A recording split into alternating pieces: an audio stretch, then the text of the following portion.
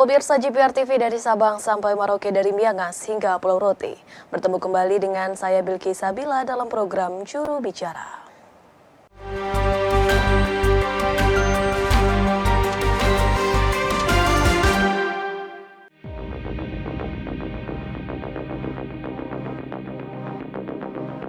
Satu kata yang menggambarkan perjalanan Indonesia hampir satu dasawarsa ini.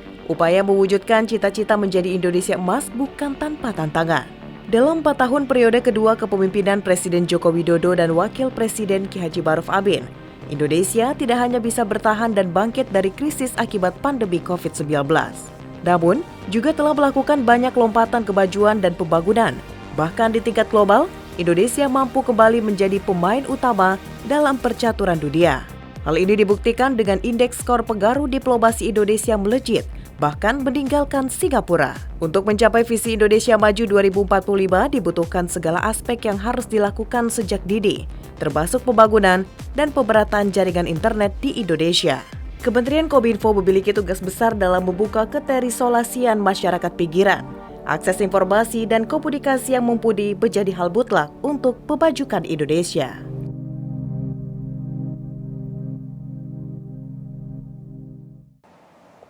Ya, baik pemirsa, dalam 4 tahun periode kedua kepemimpinan Presiden Joko Widodo dan Wakil Presiden Republik Indonesia Kiai Haji Ma'ruf Amin, Indonesia tidak hanya bertahan dan bangkit dari krisis akibat COVID-19, namun juga telah melakukan banyak lompatan dan kemajuan serta pembangunan yang saat ini ingin dicapai baik oleh pemerintah maupun masyarakat Indonesia ialah untuk mencapai pada visi Indonesia Maju 2045. Nah, untuk mencapai pada misi tersebut pada tahun 2045 tentunya dibutuhkan segala aspek yang dilakukan sejak dini, termasuk pemerataan dan pembangunan jaringan internet di Indonesia yang saat ini tengah dilakukan oleh Kementerian Komunikasi dan Informatika.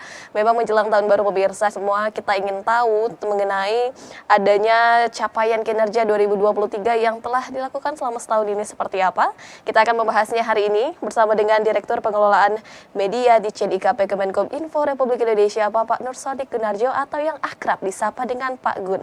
Selamat malam Pak Gun, bagaimana kabarnya hari ini Pak? Selamat malam pemirsa JPR TV, alhamdulillah baik. Kabar baik selalu Pak Gun. Pak Gun, mengingat akan berganti tahun begitu Pak, menjadi 2024. Tentu kita ingin mengetahui capaian apa saja yang telah dicapai pemerintah Indonesia di tahun 2023 ini tergambar dalam sebuah buku begitu Pak. Namun sebelumnya bisa dijelaskan terlebih dahulu Pak Dir mengenai gambaran buku capaian kinerja 2023 ini seperti apa sih Pak? Iya, terima kasih Bilkis dan juga para pemirsa JPR TV. Jadi dalam laporan kali ini, dalam buku capaian kinerja 2023, ini kita lebih menekankan pada gambaran semangat dan keuletan serta kegotong royongan bangsa Indonesia ini, karena semangat itulah yang menjadi bagian dari kekuatan bagaimana bangsa Indonesia ini bisa melewati semuanya, termasuk ketika kita menghadapi pandemi COVID-19, dan kita telah berhasil dengan semangat dan keuletan kita, dengan kegotong royongan kita bersama, kita berhasil melewati itu semua dengan baik. Jadi penyusunan laporan capaian kinerja pemerintahan yang disampaikan kepada publik ini tujuannya adalah agar masyarakat mengetahui, lebih memahami apa yang telah dilakukan oleh pemerintah. Kita telah terlepas dari krisis ya, dan Indonesia kini juga sudah menata visi Indonesia Maju tahun 2045. Dan dalam hal ini pemerintah juga telah menyiapkan 5 fondasi utama, di mana fondasi-fondasi itu juga tergambarkan nanti di dalam laporan kinerjanya. Yang pertama adalah pembangunan sumber daya manusia, kemudian juga ada SDM yang berkualitas, di mana ini merupakan fondasi penting bagi kemajuan suatu bangsa. Kemudian yang kedua nanti juga digambarkan bagaimana pembangunan infrastruktur yang selama ini telah kita lakukan, di mana pembangunan infrastruktur ini juga sangat penting untuk mendorong pertumbuhan ekonomi dan juga pemerataan pembangunan. Dan yang ketiga tentu saja reformasi birokrasi. Karena birokrasi yang efektif dan efisien ini diharapkan akan mampu memberikan pelayanan publik yang lebih baik. Dan yang keempat adalah perbaikan regulasi, regulasi yang tidak ramah investasi dan akan menghambat pertumbuhan ekonomi ini dipangkas dan diperbaiki.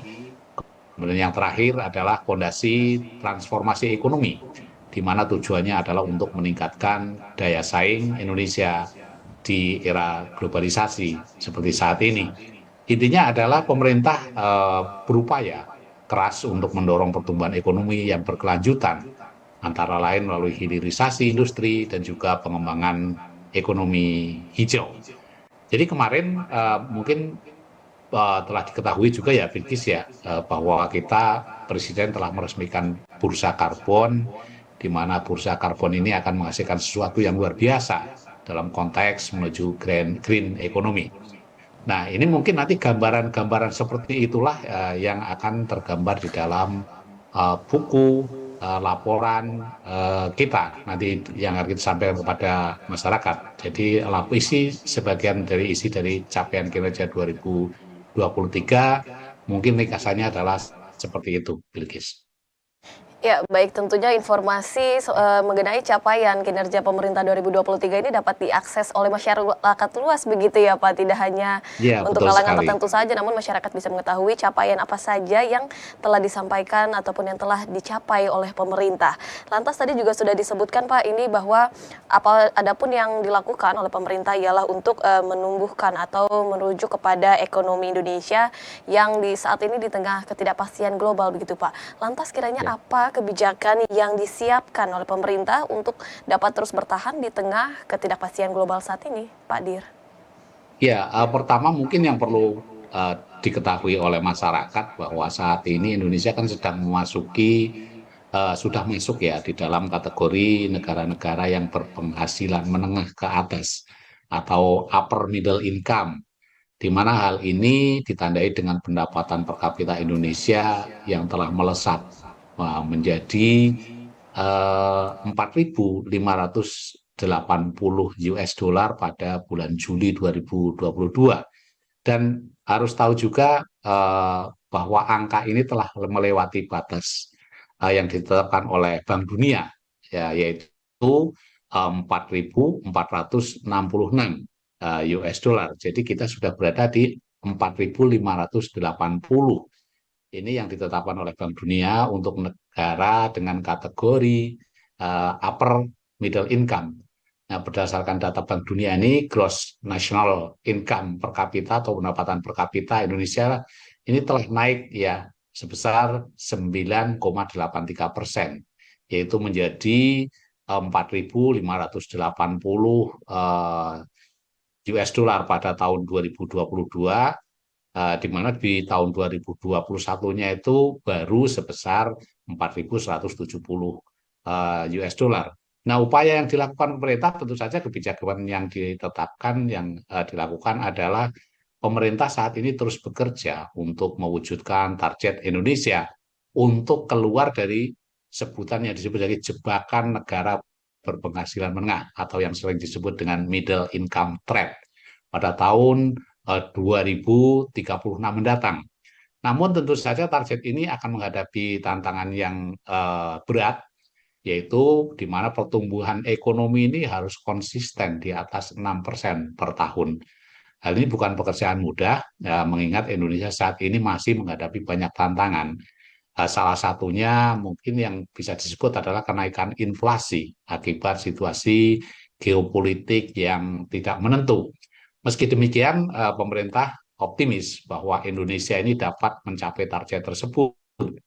Pemerintah dalam hal ini telah menyiapkan berbagai strategi untuk mencapai pertumbuhan ekonomi yang tinggi, termasuk pembangunan infrastruktur, reformasi birokrasi, dan peningkatan produktivitas. Baik, meskipun memang di tengah ketidakpastian global ini, namun memang ternyata Indonesia ini masih menunjukkan surplus begitu ya Pak untuk neraca perdagangan Indonesia, begitu menunjukkan hal positif bahwa memang Indonesia ini masih tengah produktif dan juga masih melakukan ekspor begitu meski di tengah ketidakpastian. Namun kita harus jeda terlebih dahulu, Pak Dir dan pemirsa tetaplah bersama kami dalam Juru Bicara membahas mengenai capaian kinerja 2023.